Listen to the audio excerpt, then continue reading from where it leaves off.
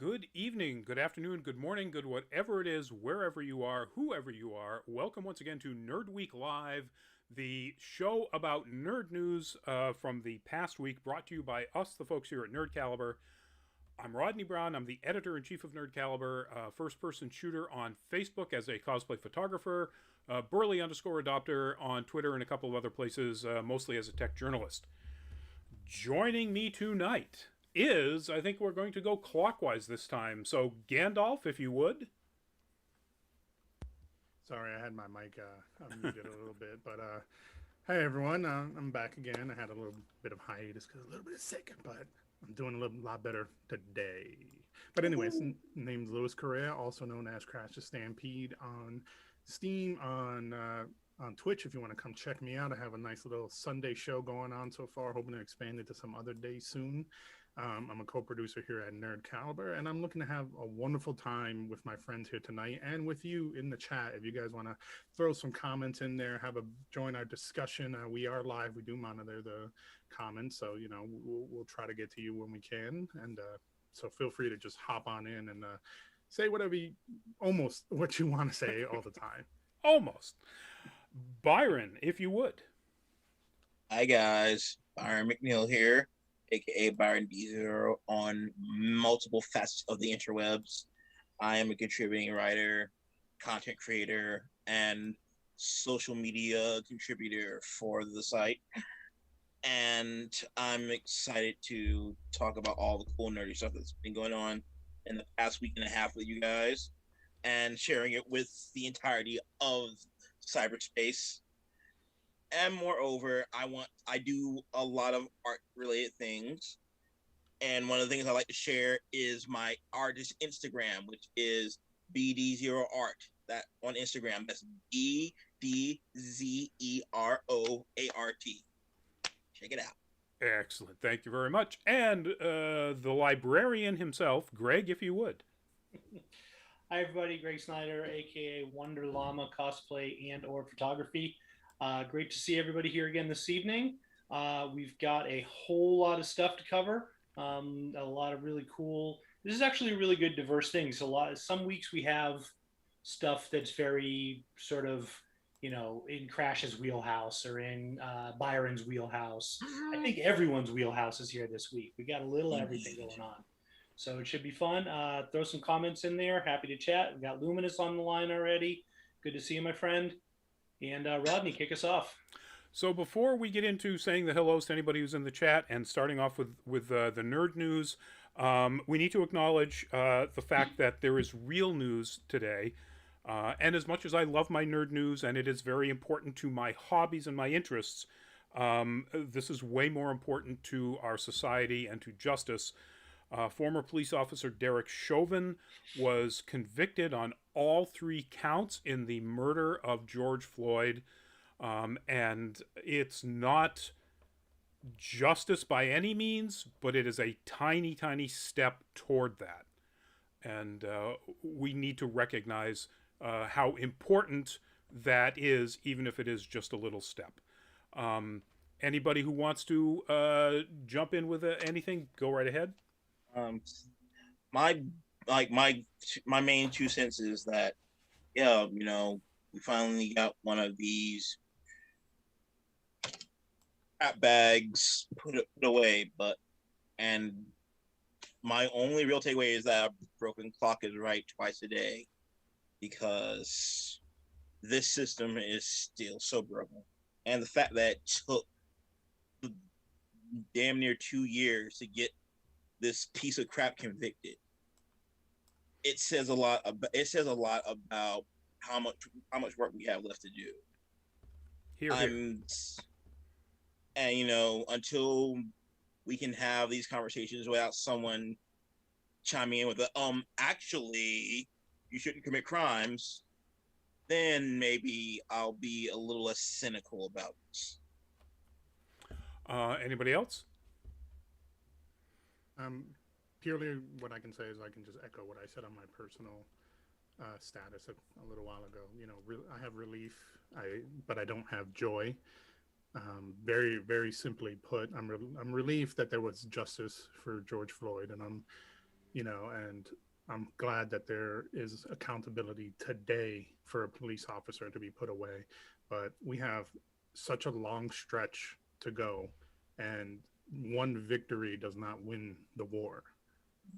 Very, very simply, like it doesn't win the war. It just It's a drop in the we bucket. have to keep going. We have to keep pushing. We can't sit on our laurels for today. So celebrate today. Get ready to do more work tomorrow. Absolutely.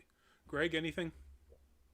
I'm just going to echo what everyone said. The lack of accountability is still a problem, still going to be a problem. The fact that it's become so divisive along racial lines, political lines, even more so, is, it's always been the case, but it's so much more in the public, in the public zone with social media, that I literally had to log off of everything not long after that, because starting to see drips from the likes of Ben Shapiro, et cetera, just putting out ridiculous trolling comments is so predictable and depressing.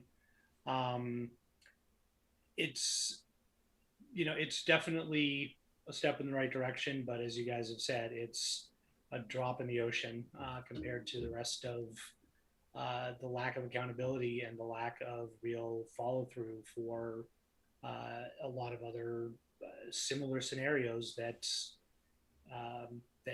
don't get prosecuted, that don't have the same kind of high visibility.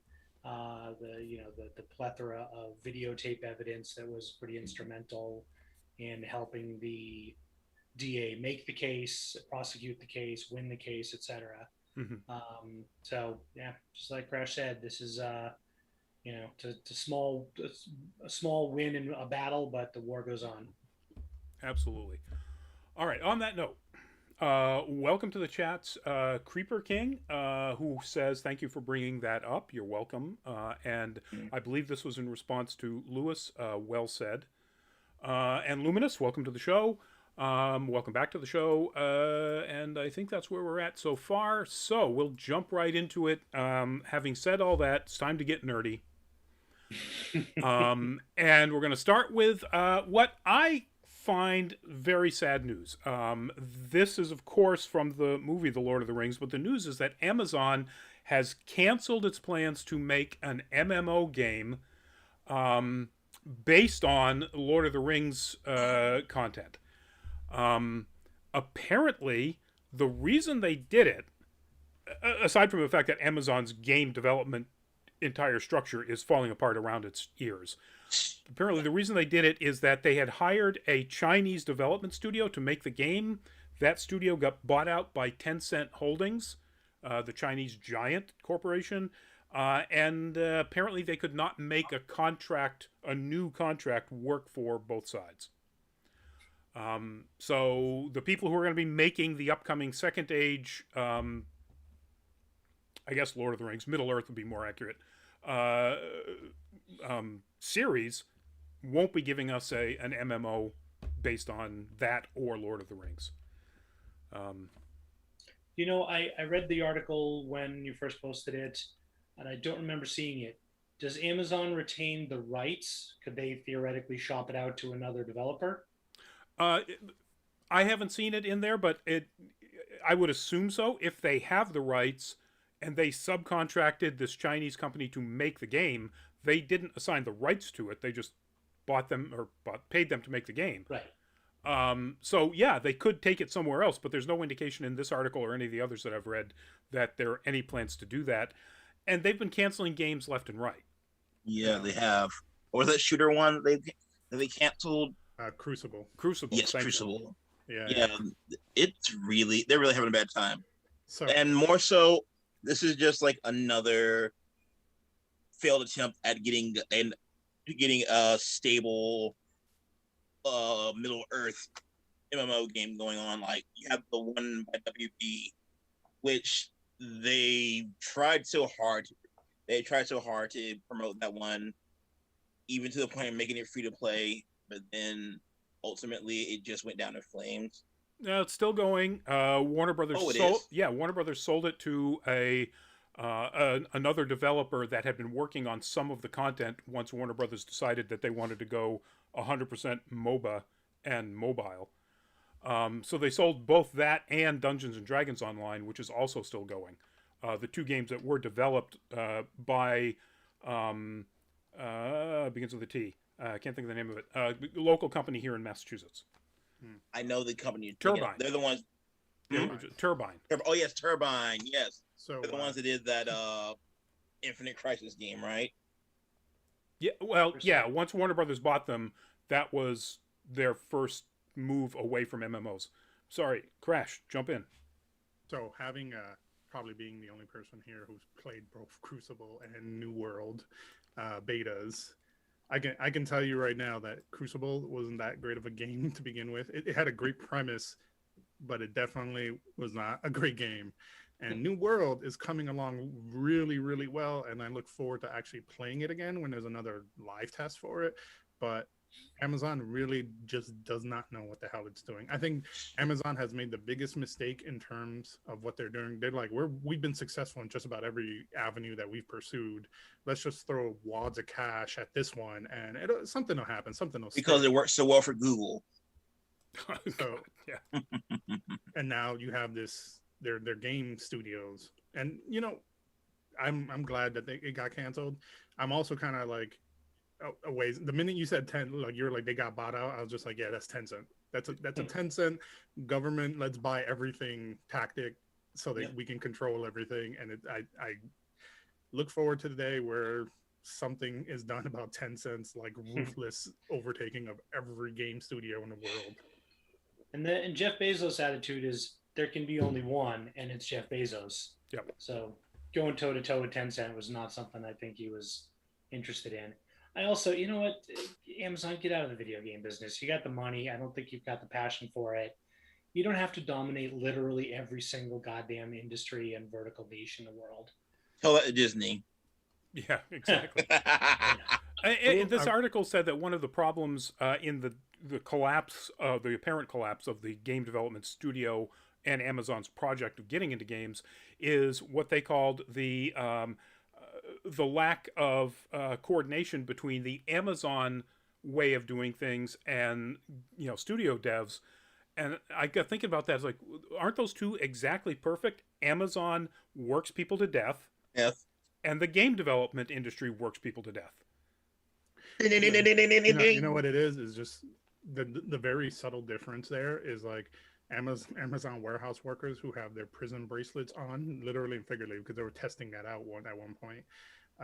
Did they shock you if you try to cross the threshold? They work for like hours and pay, and then they get to go home virtually dead. Whereupon video game developers put in insane amount of hours, but a lot of them are all freelance, and I don't think Amazon likes freelance. That could be too. It's a good point. Luminous. Speaking of wads of cash, I heard the news that the budget of season 1 of Amazon's new show was $465 million. I've read that too, and it doesn't surprise me. Which show is this? Is that including? Is that the cost to make season 1, or is that including the acquisition of the film rights?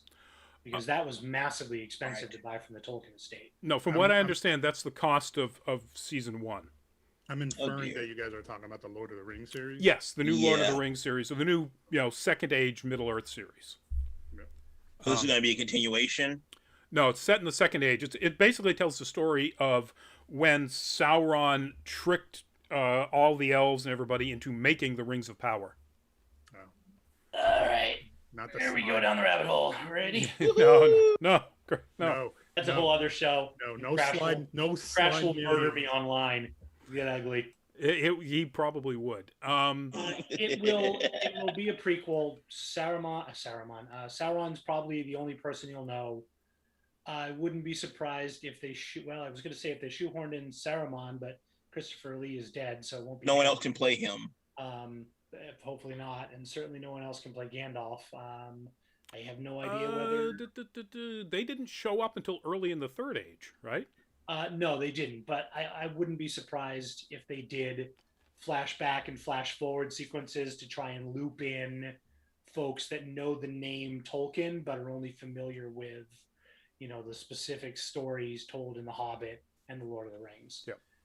I mean, aren't there a number of elves that could easily be introduced in the series. Yeah. Yeah. Galadriel into was the alive trap. at that point. Elrond was alive at that point. You know, You're falling into the trap. you're falling into the trap. Don't Exactly. fall for the trap card. Creeper King, I bet Bilbo is canceling his subscription to Amazon right now. I don't know that they have Amazon delivery in the Shire, but they might. He's not in the Shire. Oh, that's I mean, true. you Well, see- I'm you see sure how- they don't have Amazon You delivery see in the how Undying fast Lands. the freaking Uruk-hai can run? Like, that's Amazon delivery speed right there. That's a good point.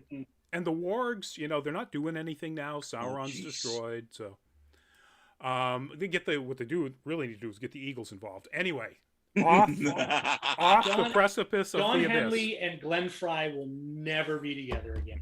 So about that next topic. About that next topic. What's up next, Rodney? Up next is the worst kept secret, probably in Hollywood, has just been confirmed by Alfred Molina himself that yes, his version of Doc Ock from the Sam Raimi Spider-Man 2 will be in the upcoming Tom Holland Spider-Man movie. Hell yeah. And he even admits, it's like, come on, everybody knows this, so I'm not telling you anything, and then tells them that yeah, it's happening. So Hell that's yeah. it. Good for him. Yes. Is he gonna have his shirt unbuttoned again? Because that's, you know what? I'm here for like chunky dudes with like their bare chest. Because we don't get Post-COVID that dad bod. Or who Yep. knows? He might be going through the whole Marvel thing, you know, Oh God, I hope not. all man. chicken and not. broccoli, and no.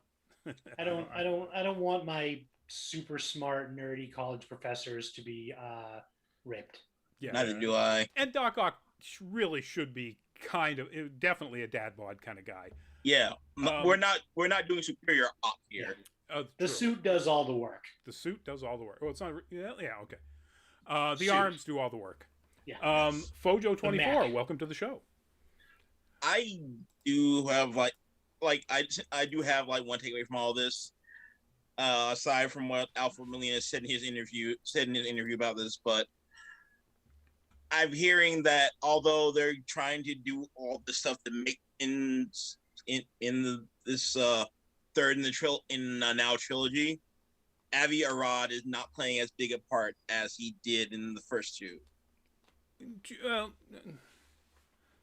So Avi Arad had absolutely nothing to do with any of the Sony Marvel Spider-Mans.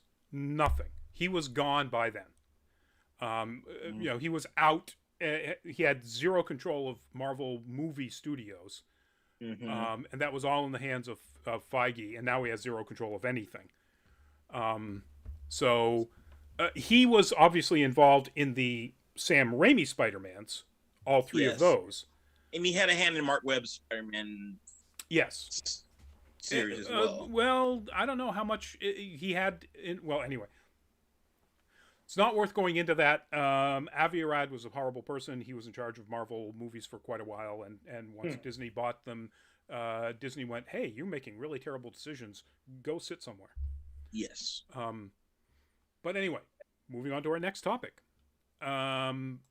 These are the books in the what they call family-friendly, so I'm assuming young adult stories, called Wings of Fire, The Dragonette Prophecy is the first book, and then there are others. There's 5 books, and the news here is that these books are being adapted and into a series for Netflix by Ava DuVernay, who has time on her hands now that, you know, her projects with DC got canceled. So good for her, good for them. The story is bitter war has raged for generations between the dragon tribes who inhabit the epic world of Pyria.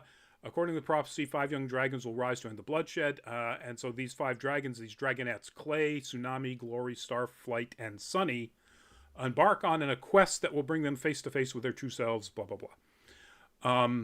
So yeah, very young adult, family-friendly sounding. It will be an animated series. Okay. Warner Brothers Animation will be in charge of it, but that doesn't really tell us who the animation studio will be. So if they keep the momentum, if they keep in the trajectory that they're at with the post New 52 animated films, I'm definitely interested. Yeah. My only problem is the last time Ava DuVernay adapted adapted a book or book series, she left out some crucial characters for what could have been a much more successful franchise if everything had been in alignment. Talking about Wrinkle in Time. Yeah, so I was figuring you were talking about because I think that's the only thing she has adapted at this point. Yes. Although she is working on the series Naomi, Okay. the DC comic, and a couple of other things. Yeah, it's just I just hope if she's going to do this, she'll do it more justice than she did with Wrinkle in Time, because it just showed me that she didn't read the book thoroughly enough. She made decisions about what could come from the book to the movie that you didn't agree with. I don't know that necessarily would, lead you to unless the her conclusion. intention was to make, unless it was her intention to make a standalone movie.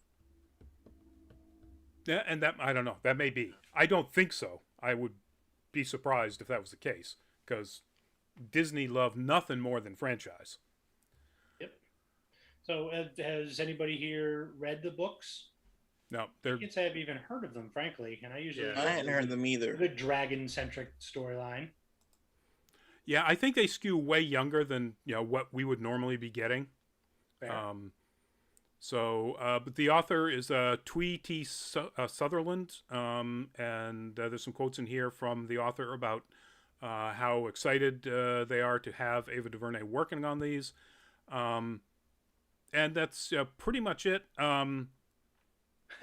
I got kind of a chuckle when I was reading their names. You've got dragons named Clay, Tsunami, Glory, Starflight, and Sunny, and all I could think of was Fang, Tail, right, in Raya.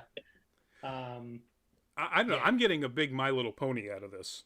I can see that too. The book cover style does have that vibe. Creeper King, has anyone heard anything for the Dragon Prince show? You mean for a next season? I haven't heard anything. It's still in production, but pandemic has slowed the development. That's all. That's all that they've recently posted. Cool. I just looked it up. Ah, good. Thank you, Crash.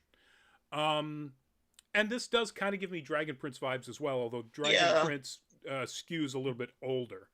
I mean, it's got typical Disney, patricide and, some scary magical stuff. Evil. Speaking of dragons. Wait, did you jump a topic or did you? Nope. This was Wings of Fire. Oh, because yeah, you missed one. Yeah, Rockem Sockem. Oh, I did, didn't I? Because I didn't put the artwork in here. Dope. All right. So we're gonna put that one in a little bit. So I can jump into our next topic here. Speaking of dragons, the mother of dragons, Emilia Clarke, has been announced as a cast member for the upcoming Disney Plus Marvel series Secret Invasion, along with another queen, the queen from the series The Crown, Olivia Colman. No statement of who these characters will be at all. But damn, that is some fine casting. Joining, of course, Samuel L. Jackson and Ben Mendelsohn from Captain Marvel. It's, if you don't know, Secret Invasion is the story of Skrulls secretly invading Earth. Replacing heroes and people in positions of power. It was a great storyline, and if Emilia Clarke ends up being a Skrull, it's going to be a hand in the pants moment, because damn. It's like I can picture her in the Skrull makeup too. Yeah. I'm sorry. I know Olivia Colman's won Oscars for the Queen, but she'll always be Police Constable Doris Thatcher to me. Hot Fuzz, right? Hot Fuzz. Oh my God! Yes. Deep cut right there. Very deep cut. Yeah, very small role, but very funny. Yeah, she's amazing. She's a fantastic actor. Obviously, Emilia Clarke is a great actress as well. They're going all in for this series. Yep. It's one of my it's one of my favorite storylines from the comics, definitely. Now, obviously, they're going to have to mix things up because, right now, currently in the MCU, the Skrulls are sympathetic characters and they're not bad guys. But I mean, I trust the Feige's judgment with for whatever he decides to do with them, because we got WandaVision where they did a complete left turn, and now with the Flag Smashers in Falcon and Winter Soldier, we're getting the same deal, and they've they're just allowing these stories.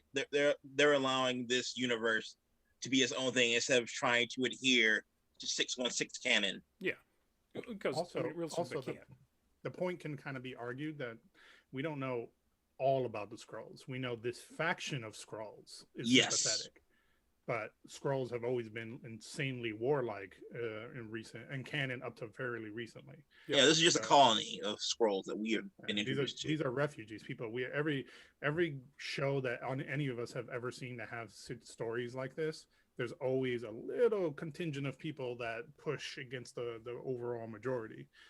So this faction could be that group. Besides, wars. It takes two factors to fight a war. Well, true. Although the factions fighting the war in the MCU right now are Kree and Skrull. So yeah. Unless the Shi'ar sneak in. Deep cut, folks. Look it up. SHI''AR. Anyway, moving on to the next topic, which is kind of Dragon adjacent. So, but as another casting, that is God, how do you pronounce his name? All right. Where is he? I don't have there we go. Pilu Asbæk. And the news is, and of course that is him as Euron Greyjoy from Game of Thrones, hence the sort of connection to dragons. But he has been named, or at least Deadline is reporting he is in talks, which means he's probably already signed, to be in Aquaman 2, the upcoming sequel to the very successful, monetarily, movie. Jason Momoa. Your favorite movie. Oh God, couldn't watch it. Dumber than a box of rocks. I just watched it recently and I liked it. Yeah, and to each their own. No word what character he would be playing. He does a very good job of villains, obviously. Euron Greyjoy, he was the terrorist in Outside the Wire, the Anthony Mackie movie we talked about on Full Fat Spoiler Chat a few weeks ago. I just want him to keep that epic mutton stash that he had as Euron Greyjoy. And surprise, he was also, I can't remember the character's name, Ghost in the Shell, guy with the eyes. Oh, wow. Yeah. I thought that was Michael Shannon. I can never remember when they first. I can see that. He actually does give off a Michael Shannon kind of vibe. Can I just say real quick that Jason Momoa is like the nicest guy in the whole world. Like literally fairly recently, The Rock's kid had a birthday and he like FaceTimed the kid, and like there's a whole thing about like watching Aquaman. It was just like gorgeous. I loved it. It was beautiful. Yeah.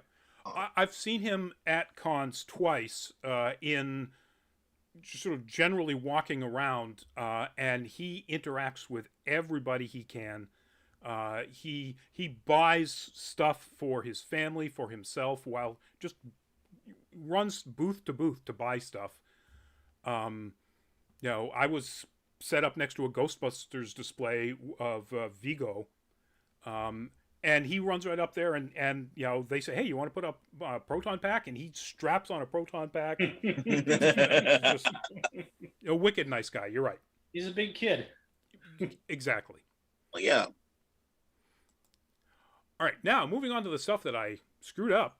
That right there, folks, is in fact the Rockem Sockem robots. And it took me a long time to track this one down. This was actually from Super Mega Fest 2013, I think.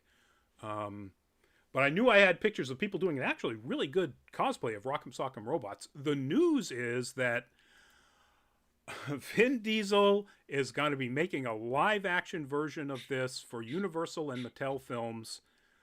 And he is going to star in it and produce. His production company is apparently called One Race Film or Films. Yeah. So I mean, I liked Red Steel. I liked Real Real Steel. Real Steel. Yeah, Real Steel. So Okay, so listen, you got me sold. Merchandising.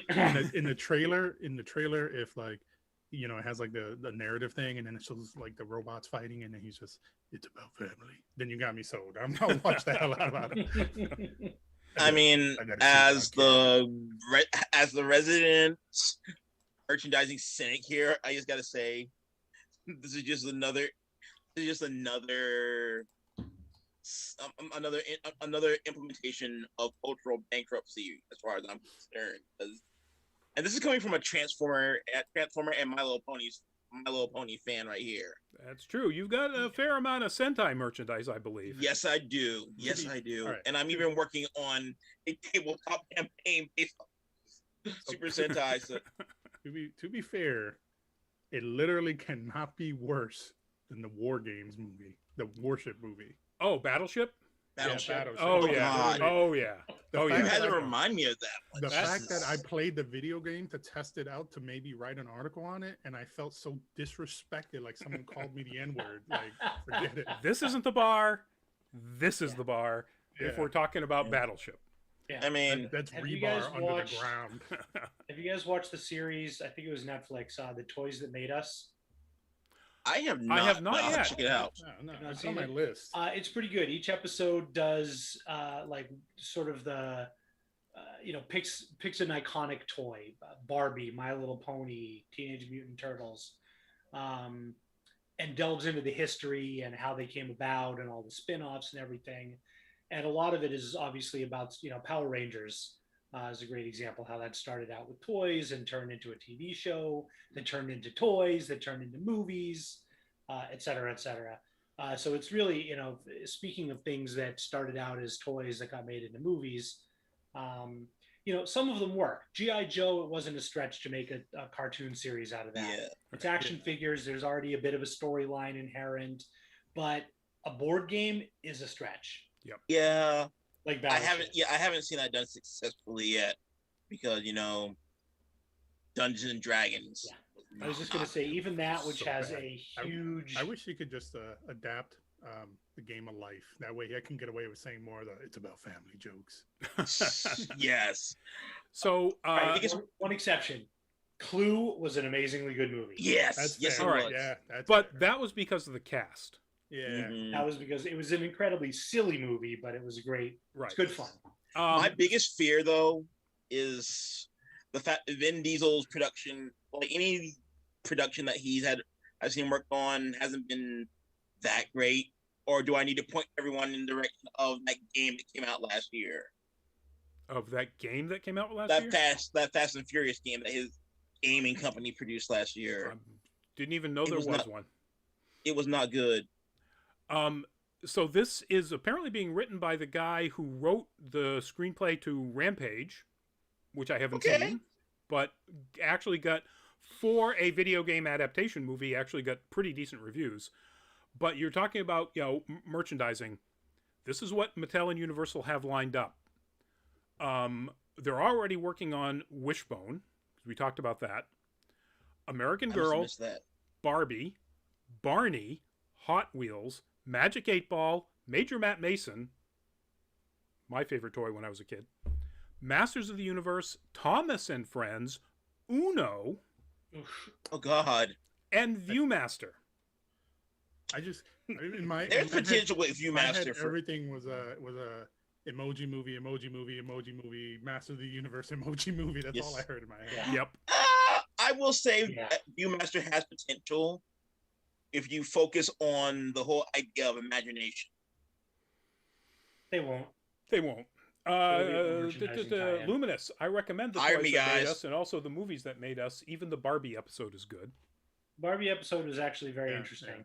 I'll put it on my list. And Creeper King, I am also looking forward to the Snake Eyes movie. Yep. It's just I gonna get highly better. recommend checking out the YouTube channel Toy Galaxy as well, because they do a lot of the same kind of retrospects on shows and toy lines. Yep. And Creeper King, last week we talked about the Snake Eyes movie on the show, so Mm-hmm. got to pay attention to these shows, man. Yep. All right, moving on to yet another bit of casting news, although this just really doesn't have much to do with dragons. That is, of course, Mads Mikkelsen. That's from his upcoming movie, The Riders of something, which I can't remember the name of. But the news is that Mads Mikkelsen has signed on to the upcoming Indiana Jones 5 movie. Again, no word about what the role is, but boy, he would be perfect as a villain. I mean, I would be disappointed if he wasn't a villain. He does villains real well. They should have cast him as Doctor Doom. Can you imagine? Oh, God So, damn. I love him so much. He's such a great actor, and he is enigmatic as a villain. But can you picture this guy just like looking at a McDonald's menu and not having a decision? He's just staring at you, the cashier, with a cigarette in his hand. Like, the man is like so intimidating without ever being intimidating. Yep. Yeah. I even the stuff that he's been in that's been not good, like that assassin movie he did. I can't remember the name. The Polar. Anyway. Oh, I know what you're talking about. Yeah, I can't remember. The movie itself was ultimately pretty stupid, but he's just so good in it. And then in the other things that he's that are wonderful, he's exemplary. Yeah. Even Death Stranding is really good. Yeah, I mean, even in Doctor Strange, where I feel like he was underplayed. I feel like he was underplayed. I gotta say, Caecilius is probably the least scary villain he's ever played. Yes. A little strange, but who am I to judge? What a great line. Anyway, yep, so that's the news. Film will come out on July 29th, 2022, according to this. And as I say, plot details are vague. We talked about last week that they cast Phoebe Waller-Bridge will be the female lead. Again, that generally means a romantic interest with Harrison Ford, but it could also be a female villain lead. We don't know. And James Mangold is directing. So. Yeah. Hey, he got married in the last movie. Yeah. Oh, that's true. Yeah, he's married. Yeah, guess that isn't going to work out. Well, I'm excited. I know you guys talked about it last week, but I love Phoebe. She's super talented. She's a very funny writer. And after the debacle of Crystal Skull, the casting announcements so far have been great, and the fact that James Mangold is directing gives me a glimmer of hope that this could be a good movie, or at least an enjoyably campy, terrible movie. Yep. Yeah. I forgot about this. They mentioned this, that he is also replacing Johnny Depp as Grindelwald in the last Fantastic Beasts movie. We did mention that. Mads? We did quite a while ago. Yeah, Mads. Yeah. Yep. Yeah, that's right. I mean, I'm still not gonna watch. I'm still not gonna watch it. And that is still a fantastic replacement, I think, because I don't, whatever Johnny Depp's nonsense, I don't care anymore. But like, Mads is way better than him. He really is. Yep, agreed. Everybody's agreed with this one. I am very much looking forward to this because it can't be. Can't be as bad as Kingdoms of Crystal Skull. But then again, if you look at that cast, Kate Blanchett, John Hurt, all right, that didn't help them at all, sadly. Moving on to our next topic. So that is, of course, Joel and his brother Tommy, the one in the fleece-lined denim jacket. And the news is, in the upcoming live-action adaptation or movie of our series, get it right, coming up on HBO, Gabriel Luna has been tapped to play Tommy. I love this casting. I like Gabriel Luna. I'm not crazy about him. He's a good actor. But I love the idea that since they cast Pedro Pascal as Joel, that they cast another Latin actor as his brother Tommy. And it's like, you could, a couple of years ago, nobody would have thought about that decision. And the fact that they just automatically went, oh yeah, okay, we got this great Gabriel Luna, he's really good. Agents of S.H.I.E.L.D. is probably what most people know him, in the one season where he played Reyes, Robbie Reyes, the Ghost Rider. It's definitely as being like it is a great thing to see more Latin people being involved in like leading roles or peripheral to leading roles. The only hurdle per se that a lot of us want is, can we start having some darker skinned Latinos as well? Yes. Like Michael Pena was a perfect example. But Michael Pena is perfect in anything. Yeah. So maybe get some Afro Latinos in the mix as well. And very peripheral to Michael Pena. Apparently, they tweeted that he actually has a whole summary as that character of the MCU.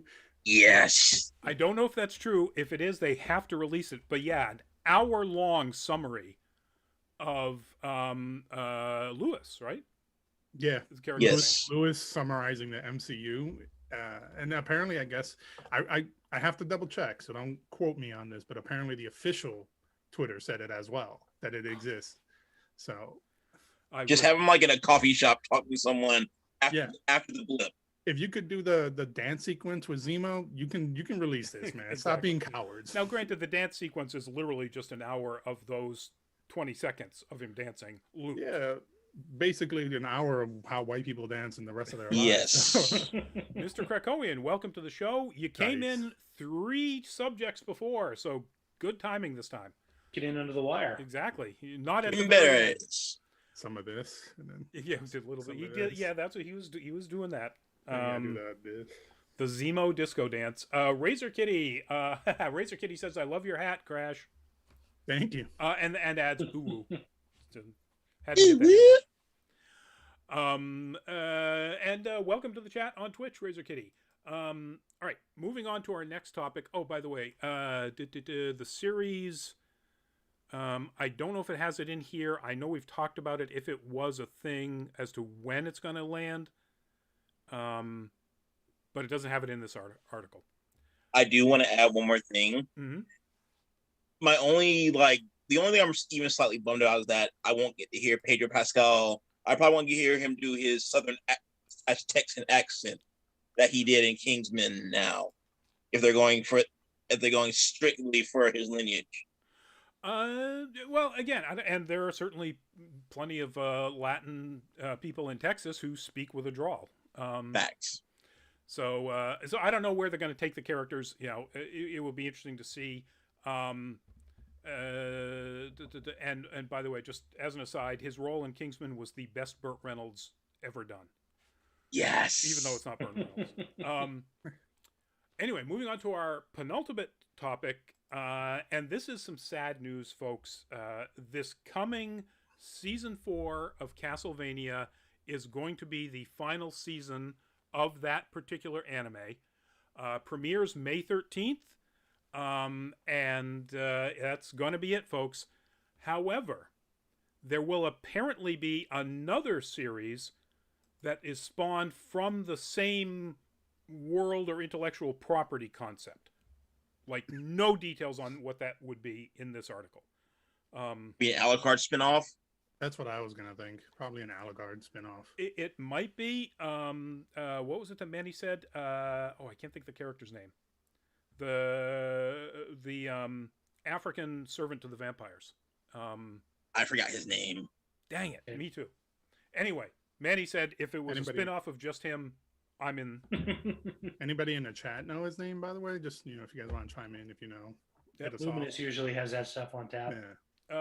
Mr. Krakowian, happy 420 day, put on some Grateful Dead and go outside and light up. Well, no, don't do that until the show's over. But I will say this. So, like, the last season of Castlevania, I was not particularly pleased with. I felt like the pacing was really weird. And then that one episode, and if you saw the series, you know what I'm talking about. That one episode kind of came out of left field. Yeah, that came out of left field. But I enjoyed the series overall, and I'm looking forward to seeing the final season. I didn't really think there's much much where you can go. Yeah, That's what that was happened. my take from that season as well, because you can like they did what the Castlevania games that narrative, like at least the earlier games, were always about facing Dracula and taking him down, and then it's like, Right. so now what? Well, season 3 was, obviously the idea that Dracula wasn't the only thing to worry about. And that could very well be what they're continuing with season 4. Aaron Medina, welcome to the show. I'll put Dogecoin on the fact that he'll be back by the end of the season 4. Yes. Probably. Could very well be. It's Dracula. He's a tough man to keep down. He always came back in the games. Exactly. Except when the sun comes up. The article does make the point about Warren Ellis. So Warren Ellis was the writer of all of the seasons so far, but he got caught up in sexual misconduct allegations in the Me Too movement last year, or actually, God, I don't think any happened in 2020. I think it was probably late 2019. And according to this reporter and this article on Deadline, says, I hear he also has not been part of the conversations about the potential new show, which would likely not include him. And that makes sense. Yeah. Yes. And before anybody screams cancel culture, this is a company decision. Right. Yes. So, right. I mean, they're still going to scream it, but yeah, but regardless, I'm going to preempt it. It's a company decision. Company is making the decision here. Exactly. I personally am here for seeing Sean Hannity just talk about Castlevania on his show. Oh, that would be worth. I put up with hearing about cancel culture if it meant something as absurd as your could we typical say Fox it's ironic News. that one bloodsucker talking about another? You could say Right. that. Oh, I do have one more thing to add about season 3, though. Mm-hmm. That line where Trevor's drinking the beer and says, "Oh, it's better than sex." One of the best scenes in that season. That's literally every Chad that has had a microbrew. Exactly. Exactly. I'm not saying that I've said that about Allagash, but it might have I can come see out. that with where Allagash is concerned. Yeah, it may not be better than sex, but it's darn close. All right, that's it, folks. We're moving on to our last topic, and the last topic is. we had 2 more. Yeah, I see 2 more on the agenda. Oh, we do. I'm sorry. That wasn't the penultimate. It was the penultimate. And penultimate minus. Penultimate is. That's 2. Pin, Ron. pin. You're gonna get a lashing. I had some scotch earlier to celebrate. So Yeah, sure. Well, there you go. I'll let it slide because of my early. well, yeah, no, your other I just got show off work before last the week show, or 2 weeks ago. Anyway, what popped up right there, folks, is one of the screen grabs from the trailer that dropped for the upcoming season 2, or I think they call it volume 2, but we'll call it season 2 of Love, Death, and Robots. The Netflix series that was series movie Anthology series. Anthology. Yeah. That was absolutely fascinating. Wonderful short anthology series of wildly varying animation about science fiction topics like love, death, and robots. Love isn't necessarily a science fiction topic. Right up my alley. Yeah. So good. Indeed. Season 2 is going to drop really soon. May 14th. Was it that soon? I I didn't even bother reading the article. I just You just went, oh my God, yes, please. Yeah, it is. Oh, come on. It's right here at the top of this article. And May 14th, yes. IGN. May 14th. May 14th. Woot. So Exciting. the article that I have here in Sci-Fi Wire doesn't have the Mary Sue had a list of all of the individual stories that were adapted. And there are stories from James Tiptree Jr., John Scalzi. There's some amazing works in here. And if you look at the trailer, just the animation style is all over the place and beautiful. That's what makes it cool. Mm-hmm. Yeah. definitely looking forward to that. If any people in the chat want to see something in the meantime, because you've already seen the first season, check out Sound and Fury on Netflix. It's another anime type anthology. It's done by a country singer named Sturgill Simpson, who did an experimental album, a rock techno album, and every anthology in that series, it syncs up to one track on that album, and it's all about like war and apocalypse and how we shouldn't fight wars. And he donated all the money to peacekeeping organizations. Wicked cool. Yeah, Awesome. I actually have a similar recommendation. There was it was called Cartoon Noir, and it had a bunch of different animated shorts, like from varying degrees of light to dark humor. And there was one that stuck out to me from back when I used to babysit my little cousin. That was, and it was actually part of it was actually used in Sesame Street, because the song was like a cover of "It's a Wonderful World." So if you get a chance, check that out as well. If you're a lover of animation like me. Yeah.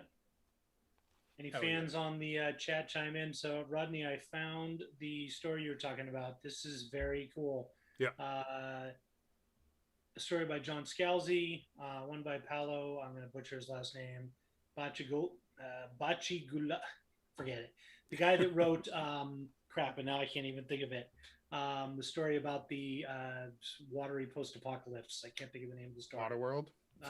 No, more recent and less terrible. Story by John Lansdale. There's a Harlan Ellison story. That's bound to be amazing. Right. There's an Ellison story. Yeah.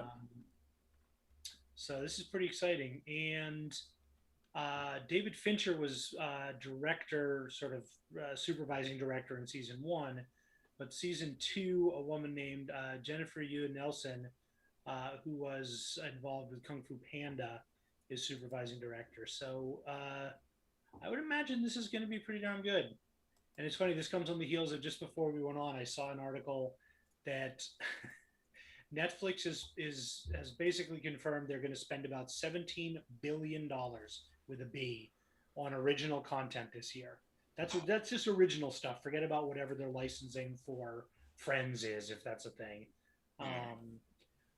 Wow. So that, I mean, hopefully, this show got a big chunk of that, because it was fantastic the first season, and I'm looking forward to it. Yep. And that $17 billion is coming off of a first quarter in which they missed their subscription numbers. And apparently the news out there is that almost all streaming services, surprisingly, are down. Well, within the first quarter of this year anyway, and that may have been a response to, to the fact that people are, thinking that the pandemic is over. Well, everybody's out traveling the world, and taking there's that, and like literally everybody has a subscription service. It's cable all over again. So it's the bubble's gonna pop sooner or later. Anybody want to sign up to my subscription service? I got like probably some stuff that I got in the back. Don't be promoting your OnlyFans on here. How many billions of dollars are you spending on original content? Ooh, I got a quarter right here. $17. Nice. Not 17 billion, $17. All right. Makes me holla. Moving on to our actual last topic now. And I'm pretty sure, let me look at it. Okay, yeah. That is, of course, a screen grab from the trailer that just dropped, Shang-Chi and the Legend of the Ten Rings. We finally get to see our first look at it.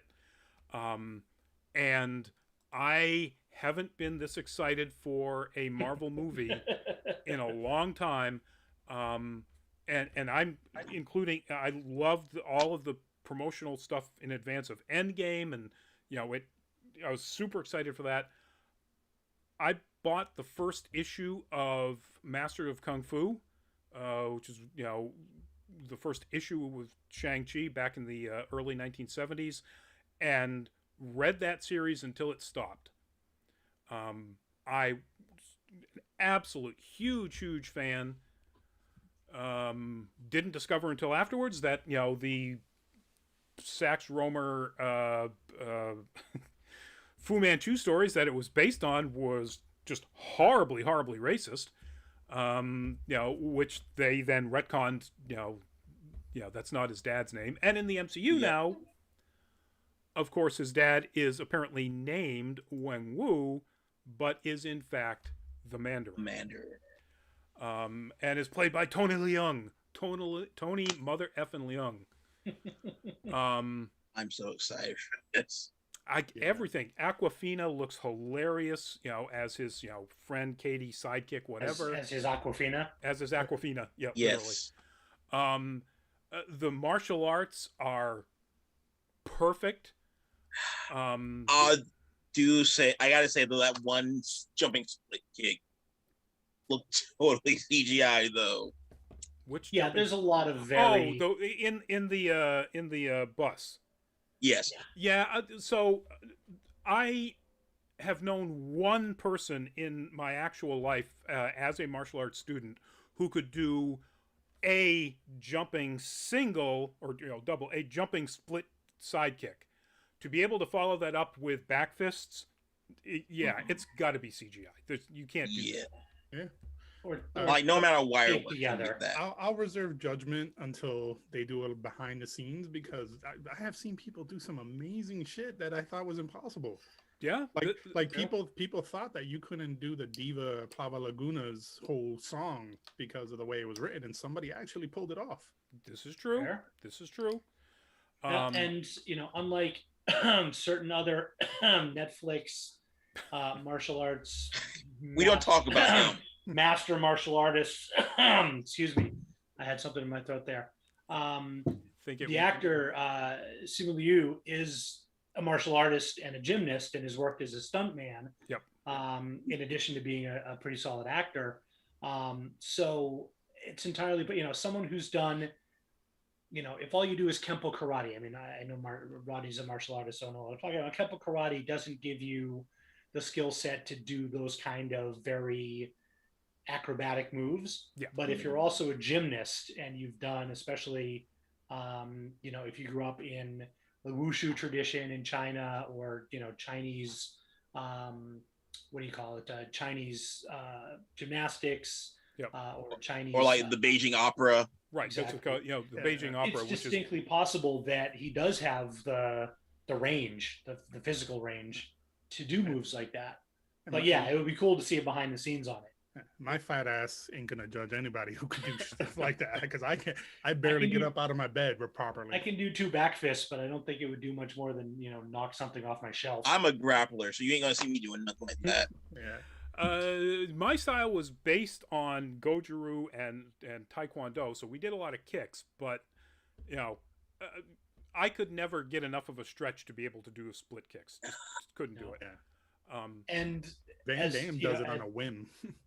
That's the funny thing about martial arts, is that most of those types of moves you would never, ever, ever, ever, ever do in a real fight situation. Nope. Well, yeah, if you look if in the trailer, there's a scene of what apparently is at some period in the past, the Mandarin fighting some probably female robed figure in a bamboo forest, and that's all wushu wire work. Sure. Yeah, but absolutely. It's beautiful wushu wire work. It's gorgeous. Yeah. And yes. To your it's all for point, show. Greg, to your point, Greg, if someone did a split kick landing stance thing when we were gonna fight, I'd probably just be like, all right, well, you win, and I'm just gonna walk away.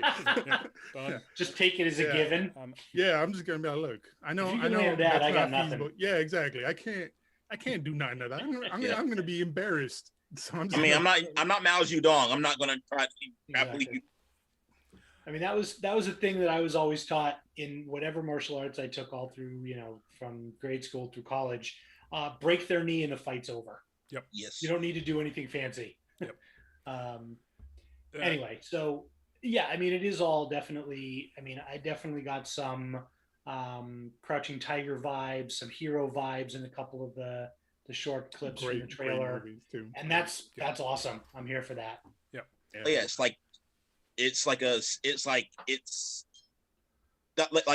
unlike other Disney-esque properties that missed the mark when it came to Asian IPs. this one has Asian creatives behind the scene as well, not just actors. Yep. Right. Hold on. But it also has an awesome array of excellent Asian actors and Asian martial arts actors. Tona Leung, Michelle Yeoh. I can't think of the name of the actress that plays his sister Zhang Li. The comedian Ronnie Chang, you know, who was funny, but you know, still was terrible because everybody was terrible in Godzilla vs Kong. But Creeper King, I would probably kick them where their nuts should be and run. Also a good strategy, as long as you know they don't know Jeet Kune Do and stop your kick before it comes up. And let's just assume that if someone can do that kind of a split, their testicles can probably do that split too, right? When you go for the kick. Dodge. Yeah, well, it's probably Look, something man, we don't you respect. only have to watch maybe 2 episodes of Drag Race to realize, well, splits, etc. Ouchies. Real quick, I will throw this in because if you guys in the chat and anybody here enjoys seeing the Shang-Chi trailer and everything, go, if you have HBO Max, go see Warrior. It's based on Bruce Lee's writing. Full Asian cast. It's incredible. Yep. It is incredible if you want to see more of that. I haven't seen it yet. It sounds like it's good. Yeah, so it's basically very the good. story of fighting against the Tong. So relatively realistic period crime drama in Hong Kong with martial arts, based around martial arts. Yeah, with some decent wire working. Yeah, and I haven't seen it yet either because it just landed on HBO Max because it was a Cinemax thing. I'll check it out. And since they announced that season 3 will be on HBO Max, they then took the first 2 seasons and put them on HBO Max. But it looks really good. Yeah, it is so good. They do so many like cool things, like they talk, you know, Chinese, and then it does a pan around their heads like this to signify when it's switching to English for the viewer, not the characters are still speaking Chinese immersion wise, but it just pans around so we can get a visual cue that is switching to English. That's So really kind neat. of like anime. I like that.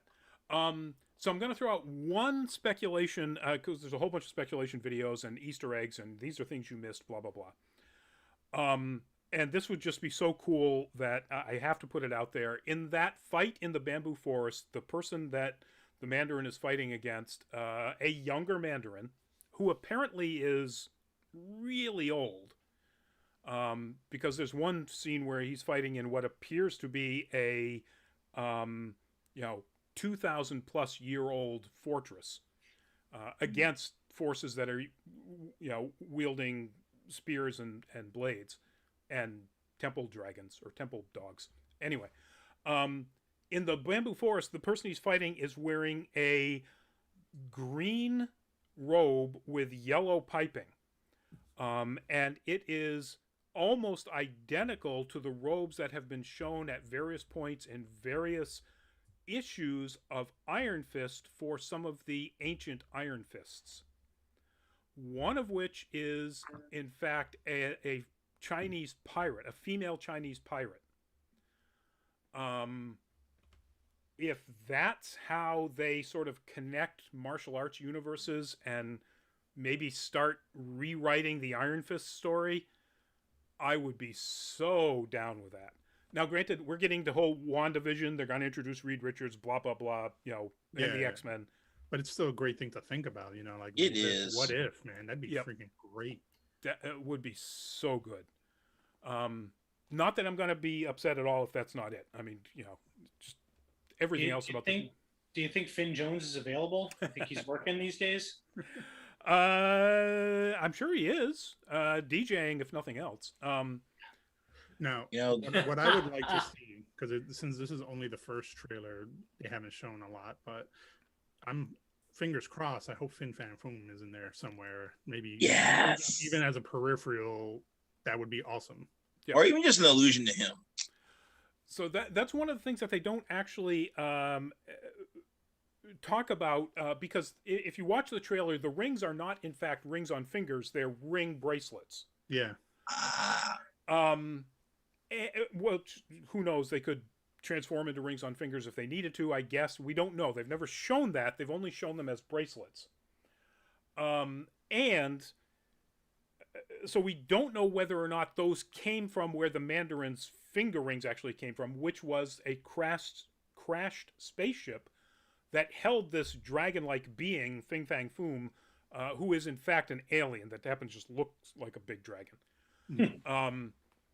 The rings are this super, super advanced alien technology from, this being's race.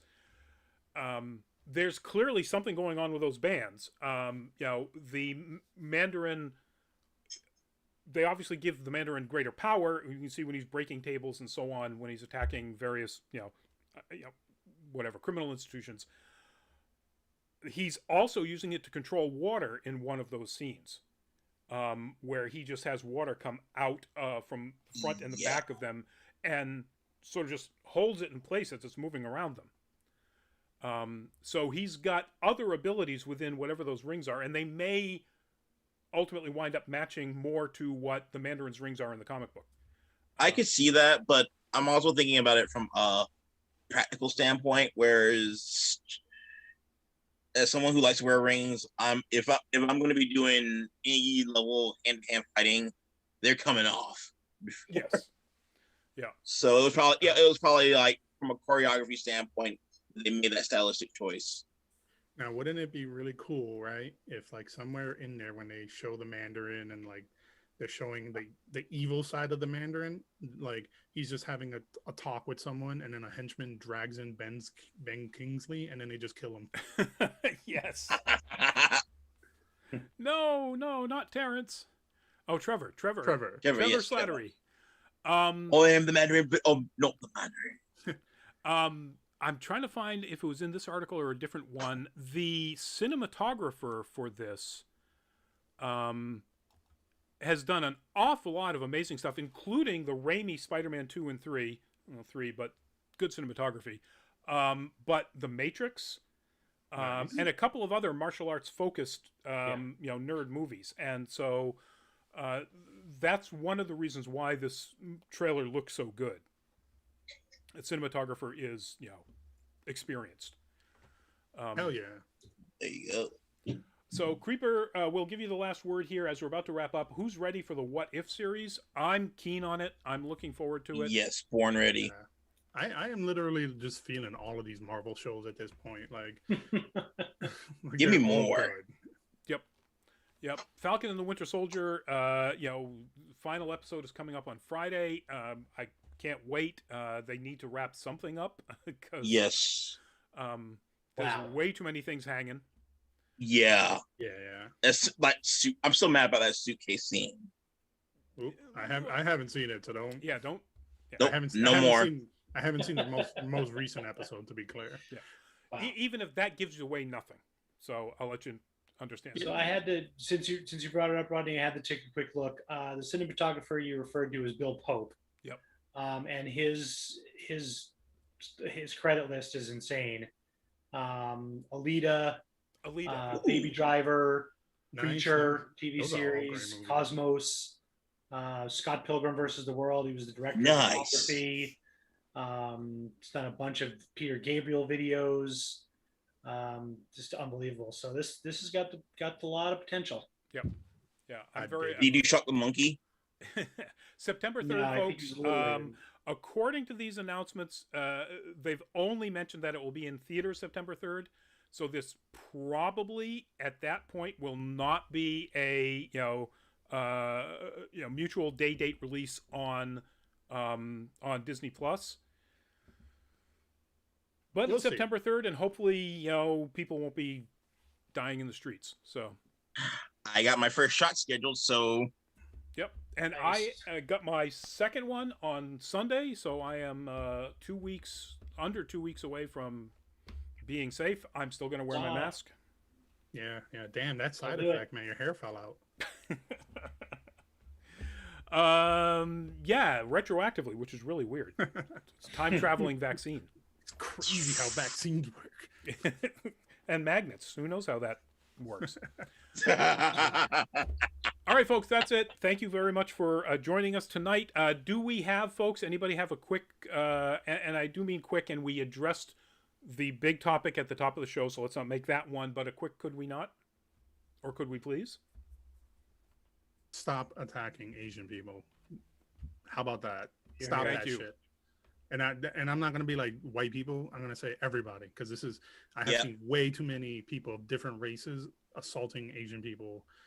It's not their fault. Stop blaming them. If you need to like rage about like the universe not working for you right now, take your ass to the gym, learn some fighting, meditate. I don't care, jerk off, whatever the hell. Just stop doing that. Stop abusing them. They don't deserve it, because when you justify things like that, when you allow that to happen to Asian people, you're allowing it to happen to all of us. Yes. Here. Here. Anybody else? Yeah. Can we cut it out with this anti-vax nonsense? The book, guys. Please. It's already like whatever you think is true has already been debunked. Cut the crap. Read a book. Do a quick Google search. Also here. Yeah, I mean, I don't know what you're talking about. I'm already talking to Bill Gates on my 5G since I got my first dose. I don't have 5G I mean, on my loud phone. and I'm clear. waiting for it in my arm. Come on, guys. I just want my bandwidth. superpowers, man. Greg, anything? Could we enjoy the springtime? There's so much going on in the world, a lot of awfulness happening, but after the long dark winter of all of our souls, literally and figuratively, go outside, smell the flowers, enjoy pleasant weather. Hopefully, wherever you are, it's coming up. I'm looking out my window every day and I see more buds on the trees, and I'm loving it. Speaking of Bud, it's 420, guys. Let's enjoy. That's another reason for you guys to chill. If you partake of that, I will say I did put on this. I've got this CBD oil ointment, and so I put it on a sore knee, and so now I smell like 420, even though I don't actually smoke. So, anyway, folks, thank you again for joining us.